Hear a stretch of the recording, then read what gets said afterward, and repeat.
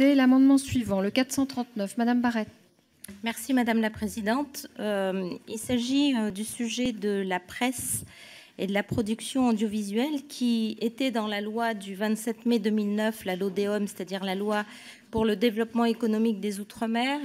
C'était un secteur qui faisait partie du secteur renforcé. L'article 8 du PLFSS exclut la presse écrite et l'audiovisuel de ce secteur renforcé. Alors, il était dans le secteur renforcé pour les exonérations de cotisations sociales et patronales parce que, tel que l'Europe le fait, nous sommes reconnus région ultra-périphérique avec les handicaps structurels que cela entraîne, l'éloignement des petits marchés.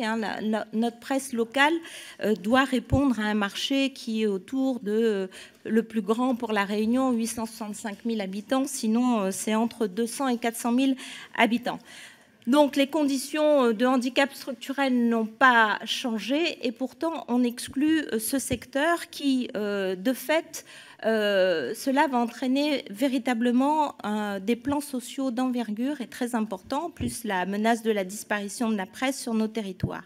Je veux juste préciser que la presse locale ne bénéficie pas, dans les Outre-mer, des subventions nationales de droit commun qui sont versées à la PQR au niveau national. Merci. Monsieur le rapporteur. Oui, Madame la députée, l'article 8 simplifie effectivement le dispositif d'allègement des cotisations dont bénéficient les employeurs ultramarins. Il reste, d'après les documents que j'ai, néanmoins plus avantageux que celui applicable en métropole pour faire face aux situations particulières et spécifiques à ces territoires de la République, que vous rappelez d'ailleurs très justement dans votre amendement. C'est un dispositif en 3 étages que je ne vais pas décliner ici, et c'est vrai qu'il retient certains secteurs prioritaires, ceux qui sont particulièrement exposés à la concurrence internationale, et certains secteurs très stratégiques pour le développement économique des Outre-mer. Le gouvernement a considéré que la presse et la production audiovisuelle en Outre-mer ne faisaient pas partie d'un secteur exposé à la concurrence internationale et n'était pas un secteur particulièrement propice au développement économique des Outre-mer. Je ne me permettrai pas de rentrer dans un débat de fond, Madame la députée, vu que vous qui avez été ministre de la question de l'Outre-mer et qui connaissez bien mieux le sujet que moi. Néanmoins, je serais tenté de vous proposer de vous en tenir à la liste proposée par le gouvernement. Je vous propose donc un retrait de votre amendement, sinon ce serait un avis défavorable. Madame Barret.